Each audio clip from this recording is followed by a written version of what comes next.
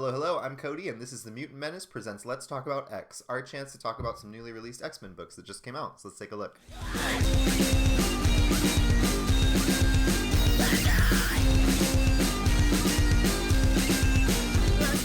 The first book I wanted to take a look at is War of the Realms, Uncanny X-Men, issue number 3. This is the latest way that Matthew Rosenberg has somehow simultaneously caused me immense pain and disappointment, as well as total excitement and thrill. I don't know what it is about this guy, but his run on X-Men has been the definition of bittersweet for me, the definition of hit or miss, the definition of hot or cold. This man is just... I have been so upset with this run, and I've had so much fun with this run, and War of the Realms doesn't feel any different. He's gone, and we've killed Sunspot. I'm just going to put that out there. This was ridiculous and really hard for me to read. It's every time I've been losing one of these new mutants, losing people from X Factor like Guido, like it's a hit for me because they're some of my favorite mutants, and seeing them just knocked off like yesterday's news is a huge bummer. If anybody out there is reading Avengers or any other Marvel superhero book, are other people dying as much as mutants? Because this is exhausting, and I'm really tired, and I haven't filmed a video in a long time because these issues have been exhausting, kind of like draining for me to read. The death of the week thing, the death of the month, I don't buy X-Men to watch them slowly die off. I have a lot of feelings about comic book deaths that I go into sometimes, and honestly, it warrants its own video for me to even get into that. But I feel like there's a time and place for them, and it certainly is not every single issue overrun. So that said, that's a huge bummer. And part of the reason I haven't been making videos is because Uncanny is exhausting. I talk about it on Twitter, I talk about it on Instagram, and I don't have energy left over to take it to a video. And maybe I should. Maybe I should do videos first. Maybe I should do videos only. I don't know. Tell me what you think, but I've had to take a break because, quite frankly, I'm tired. I'm tired of this. That's not to say that, I mentioned this Rosenberg's run being bittersweet, hot or cold, and that's because I think there's some really great redeeming factors. I think he writes a killer Havoc. I think he writes a wonderful Ileana, and he wrote a good Reign too before he made her decide to kill herself, or suicide by beating. But in this issue, we get some great highlights. For me, the highlights are Reign ripping out Sabretooth's jugular, just going for it. I love it. It's the brutality of it was great. Speaking of brutality, Ileana, after last issue of Uncanny, after, teleporting Beast up through the roof and just, severing his body, that was fantastic. In this issue, she does something badass again. Who would have thought? Magic doing something badass? What? But she decapitates Sabretooth and kicks his head like a soccer ball into limbo. She cuts his head off and kicks it like a soccer ball into limbo. Let that process, because for me, I had a visceral, verbal reaction to that scene, and I've been wanting so much to talk about it with people. So that was great. Another highlight of this issue is the art. I've said before, Perez belongs on Rosenberg's Uncanny. Salvador LaRocca, done. I can't with him. He did great work on Uncanny 11. I think it was like the debut of Rosenberg's solo run on this book. That art was amazing.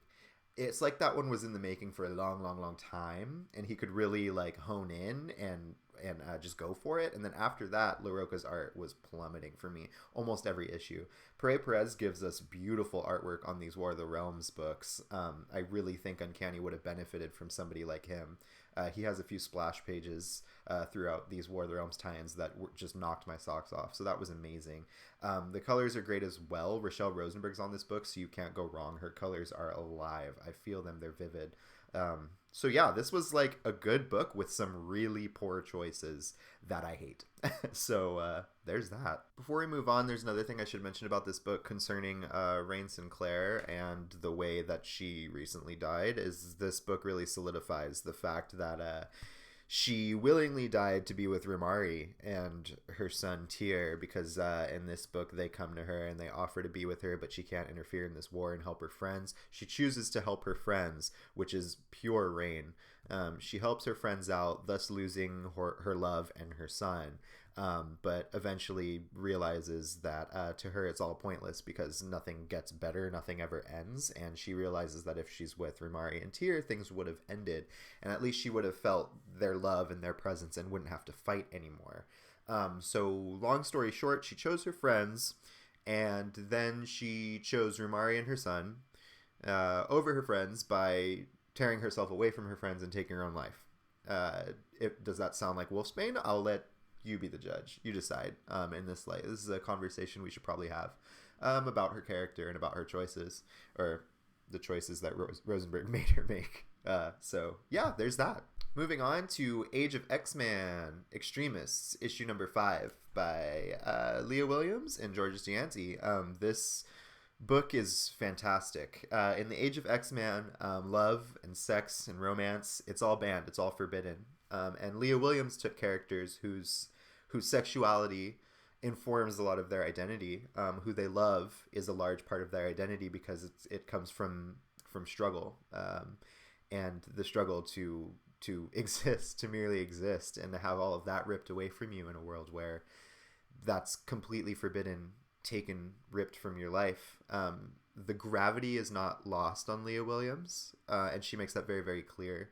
And this issue, it kind of comes to a head for everybody. Jubilee realizes that she had family. She had her own son taken away from her. And the struggle that all of our cast kind of faces is palpable, and it's intense. If you like bang bang shoot 'em up, go punch 'em stories, you probably didn't like X-Tremists. If you like the human side of X-Men, and the kind of story that it's possible to tell with these kind of characters facing this kind of adversity, if you like exploring that and the limits of that, you probably loved X-Tremists, and I fall into the latter party. Not to mention this issue was just so much fun. We had Jubilee, inciting the riot. We see her out there just going for it, wrecking shit in public because it's fake. It doesn't matter. You're fake. Get out of my way. She's fighting for what's real, and the real aspects she's fighting for are the bonds that she's made, are the lives that she takes care of, the friendships and relationships that she fosters, which is what they're all fighting for. They're all fighting to get that back, and it's incredibly emotional when Bobby snaps out of it, and him and Northstar just holding each other. It was incredibly emotional for me, including the last issue, seeing just kind of like the beautiful scene where they're on the roof and they're drinking and they're partying, and then it winds down and the real talk happens. We've all been there. Anyone who's had a kiki at any point in time knows that things are wild, things are fun, and then they get to a place most of the time where you kind of have a heart to heart. And seeing that in an X-Men comic meant the fucking world, especially between queer characters. It was just like a really special moment, and I can't thank the creative team of this enough, and I can't thank everyone at Marvel who published something like this, because it's not typical. It's really not, and I think we shouldn't take that for granted. So needless to say, I loved this. I loved everything about this, and it's another gorgeous cover by Raza that is just, this is stellar. So yeah, this is a book I'm going to pick up and trade for sure. I'm hoping that all the Age of X-Men is collected in a nice hardcover. That'd be really rad, because if they're all only released as paperbacks, I can't say I'm going to buy every single one of them. This book and Next Gen is my favorite. These two are both my favorite out of the Age of X-Men books, but I have to say I was disappointed in Next Gen's ending. It felt it was just anticlimactic. Everyone's just brainwashed again, and they just fall back to where they were in the beginning, and that's the opposite of compelling to me. And that's sad to say, because I love the writing on that book. I love the cast.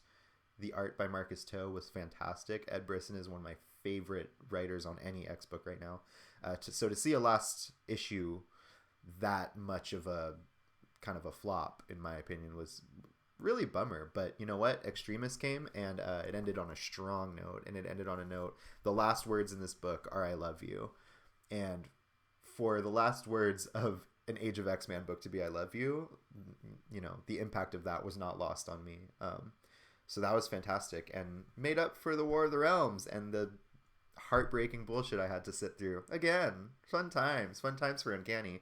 Anyway, let me know what you guys thought. And I apologize, it's been a while. We'll see where all this goes. Comment below, like and subscribe if you haven't already. I would love for you to come back, join me again sometime. I have some more videos on the way. I'm doing more first appearances. I hope you guys like first appearances, because I have a blast doing those, so look forward to that. Thanks for watching. See you later. Hey, hey, hey.